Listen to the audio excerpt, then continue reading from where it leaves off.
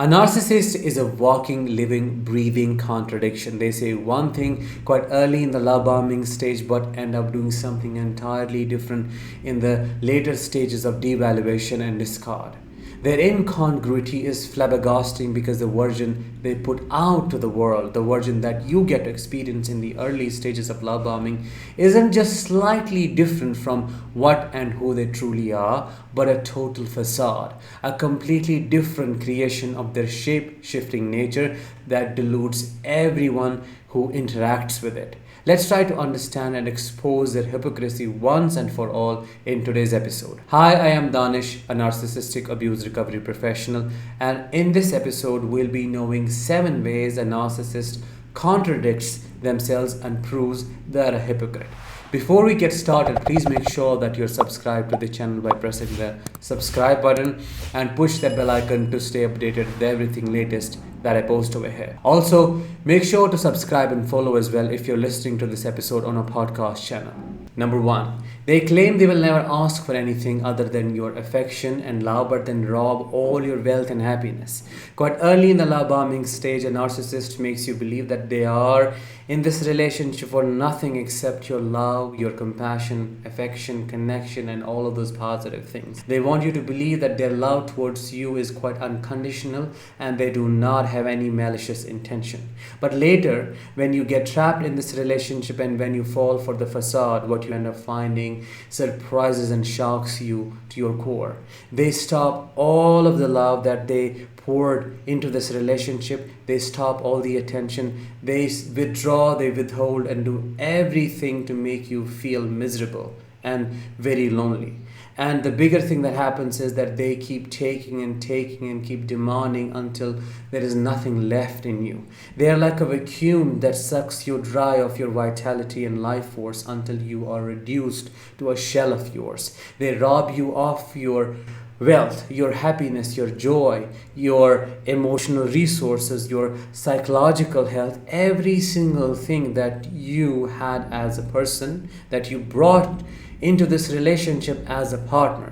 They leave you dry and take it away all and act as if they got nothing from you. Number 2, they're outraged by people who cheat but have a pathological need to cheat on their partners. In the early stage of the love bombing, again, they might come across as someone who is woke, who knows their shit, who knows what they have been through in the past and what mistakes they have made, and they weaponize radical honesty by acknowledging their flaws and shortcomings to make you think that this person is quite aware of who they are and therefore they are going to be extremely loyal in this relationship.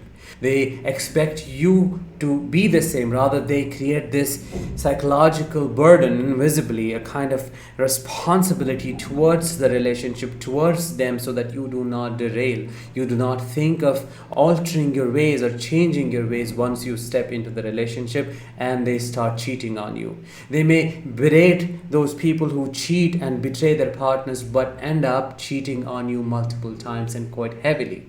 And if you do the same, then you become their biggest enemy and they loathe and hate you. But at the same time, they wouldn't even think twice when it comes to cheating on you, when it comes to being disloyal to you. Why? Because they feel entitled. They think that they own you, therefore they can do anything they want to, but you can't do it since you are a slave to them. You can't ask them why they are doing what they are doing, but they can do everything they want to. They can control what you eat, what you wear, who you talk with, where you go, if you work or not, but you can't do anything like that. You can have no restrictions on them. If you do so, then you are punished. You are punished for giving them a narcissistic injury or by trying to be better than them. Number 3, they claim that your intelligence inspires them to respect you, but they then criticize you for being smarter than they are. A narcissist would admire your talents, your intelligence quite early in the love bombing stage and pretend to be inspired by it. For example, if you are a musician, they would admire your voice. They might admire the way you play those instruments. They might admire the songs that you write and all of that stuff. But later would degrade you for the same. Why? Because they are deeply jealous, pathologically jealous, and because they can't have it, so they have to destroy it. It's like If I can't have it, I won't let you have it either. It's either mine or it can't be anyone's. That kind of parasitic and predatory mentality is what they use to operate in a relationship. So if you are smarter than them, if you know something more than them, it is again a narcissistic injury. How could you know more than me? How could you be better than me? How can you not be lesser than me, smaller than me, when you're supposed to? Because I am supposed to be the one who knows it all. I am supposed to be the one who has it all, who takes it all. So they destroy you, they destroy your talents, they destroy your intelligence, and they put this crippling self-doubt in your head until you stop doing the thing that you are a master at. Number 4, they claim never to lie, but you are always catching them lying. Now, a narcissist might come across as someone who is very truthful. Again, the concept of radical honesty. They might come across as someone who is quite honest, and more so it happens in the early stages of the relationship. Or they might pretend to have honesty and truthfulness, both of them as the values they hold on to. But in the later stages of the relationship, lie compulsively, because lying is an intrinsic part of the narcissistic personality. A narcissist is him or herself a lie, because their false self is based on the falsehood. They are not who they pretend to be. So you can imagine already how lying would be a part of, interwoven part of everything that they are. They lie compulsively and pathologically about every single thing without having the need to do so.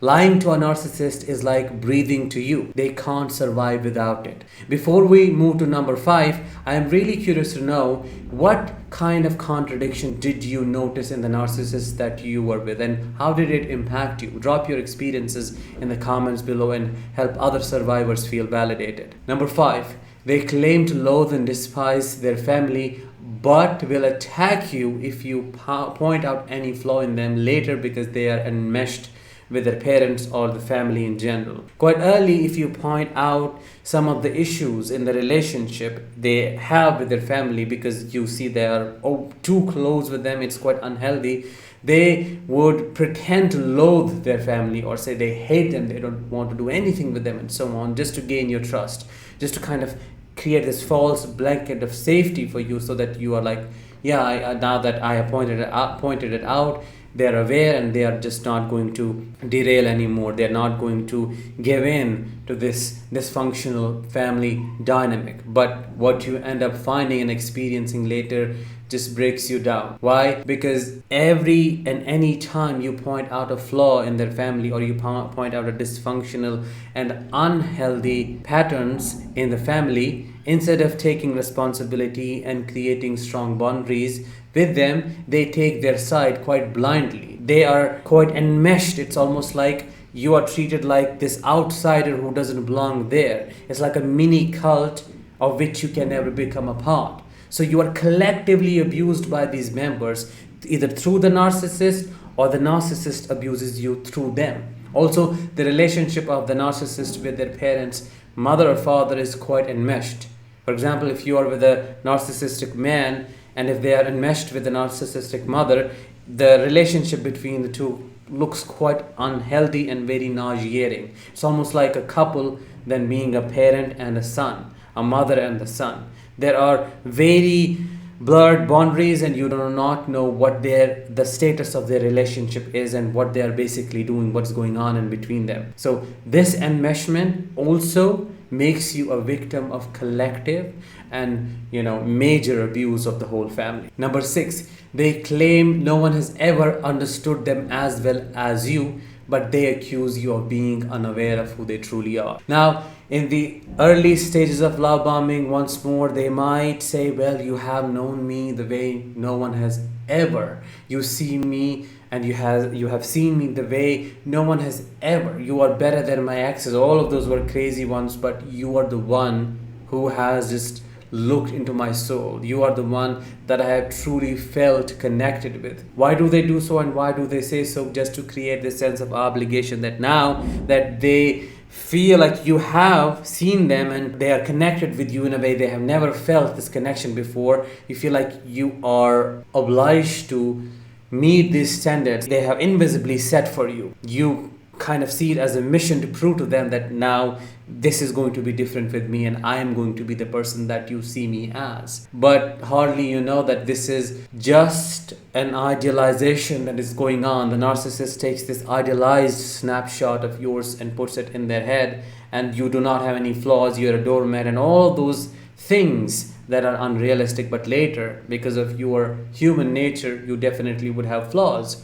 You would be doing human things, and that is what is unacceptable to a narcissist, and then that they project all of their shame onto you. They make it seem like you have never known them, and that is where you are punished more, guilt-tripped more, and you feel so sad and you start trying more, giving more, because you think you have failed the one purpose, and that was to know the narcissist and to be there for the narcissist. Also, they say this because they do not know themselves. If they do not know themselves, how would anyone else know them? So it's again a projection. This blind-sightedness and the blindness towards their own self-awareness is projected on you, and it's made your fault. Number 7, and the last one. They say they care about animals yet abuse them when no one is looking. This is by far one of the biggest crimes they commit, because they are quite apathetic and they do not care about people at all, let alone animals. So maybe in front of others, in front of children, you or other people that they have to charm, that they have to put into this delusion of theirs that they have created, they would be quite caring. They might become a part of animal rescue related organizations, and they might do a lot of charity related to animals. They might have a couple of pets, but they treat their animals quite horribly when no one is watching. They could go even to the extent of torturing them, sexually abusing them, or doing things that you would not even think of, which proves that they do not have a moral compass. They do not care. They do not have empathy. It's not even about lack of empathy, it's about no empathy at all, because this poor soul cannot speak, cannot file a complaint, cannot talk about their abuse. They become the easy target. Did this happen in the environment that you lived in with the narcissist? If yes, drop your experiences below. That is it for today's episode. I hope it was insightful and you found this episode helpful. Let me know in the comments. Make sure you drop a like and share this video with the ones who might need it.